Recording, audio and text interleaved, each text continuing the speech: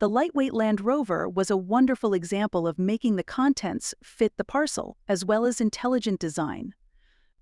Initially, the lightweight was to fulfill a 1964 War Office UK specification that sought a short-wheelbase SWB Land Rover that could be air-portable by the then contemporaneous RAF Transport Command Air Fleet and the Wessex helicopter.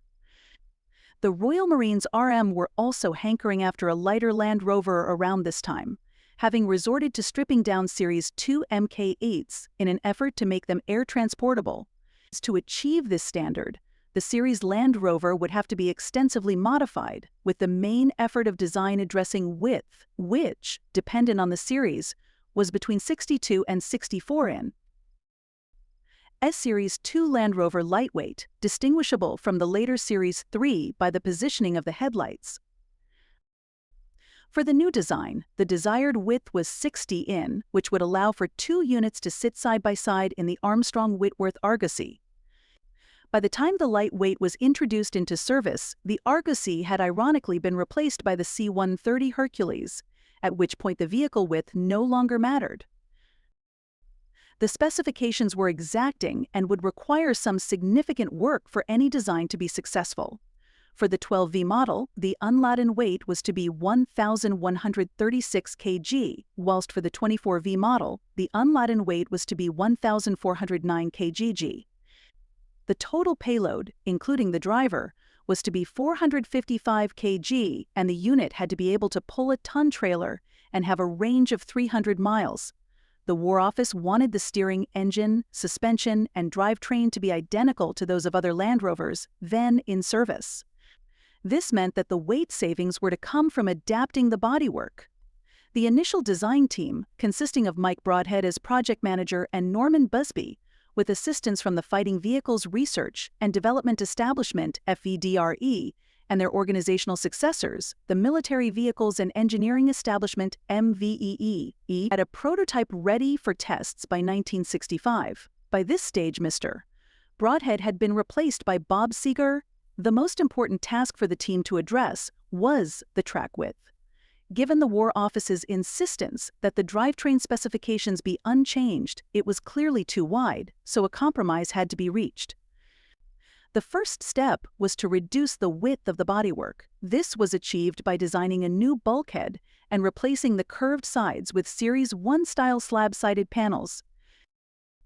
The wings were all but eradicated and replaced with slimline protrusions upon which were mounted side and indicator lights.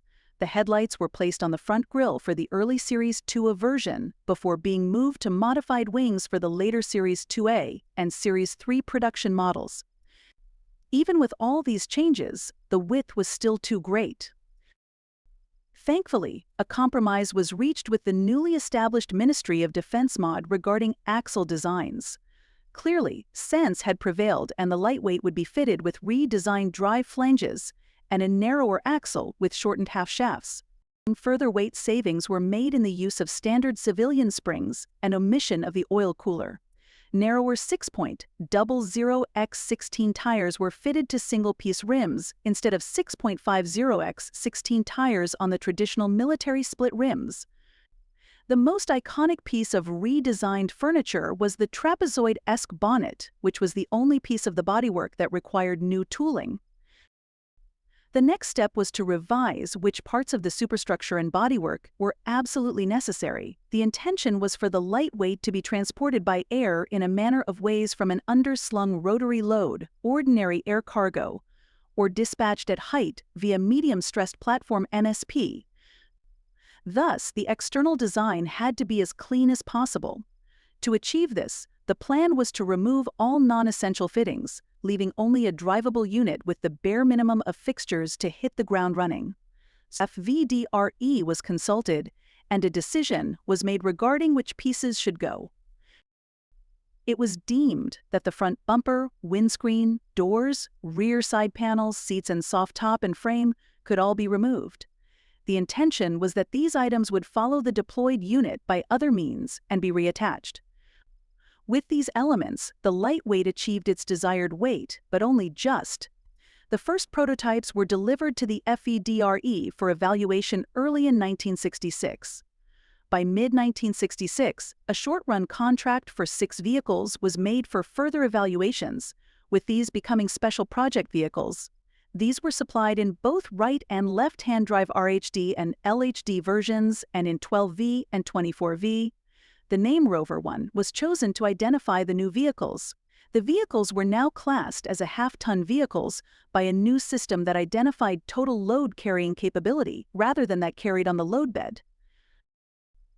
The new vehicle was designated as Truck General Service 4x4 Rover 1 and given the fighting vehicle number FV18101. However, the new light was more costly than the 88-in vehicle it was replacing in air-portable units, so Army-wide adoption at this point was not an option. In 1967, even whilst trials were ongoing, the first orders were made 92 for the Royal Marines and 1,000 for the Army, with priority given to the Royal Marines. Once the Royal Marines vehicles had been delivered, the 1,000 units for the Army found themselves at home with the air-portable brigades of 3 Division. The Royal Air Force and Royal Navy also received a small number, with Rover keeping back 4 of them for research and development purposes. The Series 80 lightweights were all soft-top and powered by a 2.25L petrol engine.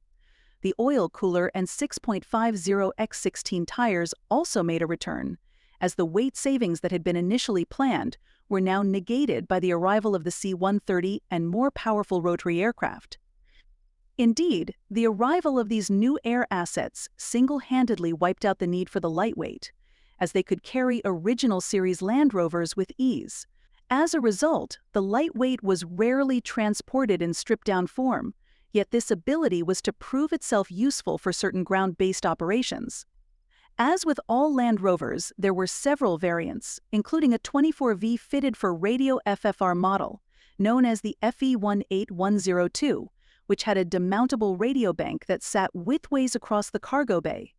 Powered by a large battery box, these radio banks must have been quite weighty, as they were designed to be carried separately by helicopter and would be reattached to the lightweight on arrival at the drop zone. The Series 2A-based lightweights remained in production until 1972, after the Series I models were in service with the military. Some were retrofitted with hard tops as they replaced the older 88-in models, especially those in command roles. Hard tops were often fitted to improve the physical security of the vehicle and its contents, with station wagon tops occasionally fitted. These vehicles were fitted with either a conventional swing door or a split tailgate and hatch system, which was favored by the RAF. Interestingly, because the design of the hardtop was based on the 88 in 224 cm model, the body would slightly overhang the sides of the lightweight. The Wombat Portees were a version operated by the Royal Marines. They had their windscreens removed and a special frame, upon which the barrel of the weapon rested, took its place. Line layer versions were also supplied, and some were equipped with the GRP Glass Reinforced Plastic Vehicle Protection Kit VPK for service in Northern Ireland. The RAF operated the lightweight as part of their global tactical assets, such as the RAF Regiment. It was also employed on airfields as a glider recovery vehicle, often equipped with an amber oscillating light and a transparent panel above the heads of the crew. Burned in high visibility yellow with a cocky tilt, it would have been pretty hard to miss this very colorful vehicle darting about on task. By the early 1970s, the military landscape had changed and the lightweight, now in its Series II incarnation, had usurped the 88 in service. The Series 3 version saw no major changes to appearance, but did incorporate the mechanical changes that the general Series 3 range had introduced, such as the larger clutch and key start ignition. The dynamo was gone and an alternator was now fitted in its place. The Series I was by far more numerous in military use, with over 15,000 made by the end of production in 1985. Of this prodigious number, some 4,000 went to overseas buyers, including the Dutch, Jamaicans, and Omanis. Built-in, either 12V or 24V versions dependent on role. All models were delivered again as soft-tops, with nearly all being built as petrol versions. There was the odd diesel model, which was supplied to the RAF to work in areas where sparks may not be conducive to health and safety, and some finished in the RAF's blue-gray livery. The Royal Navy also took delivery of the Lightweight, with vehicles being used in the general service cargo carrier role. Some helicopter support versions were also produced and, like the FFR versions, were rated at 24V. New variants included a special conversion that allowed lightweights to traverse the peaty ground of the Falklands Islands with ease. The conversion was carried out by Gloucester Cerro Ltd. And involved fitting 15.5-inch wide low-pressure tires to the vehicles.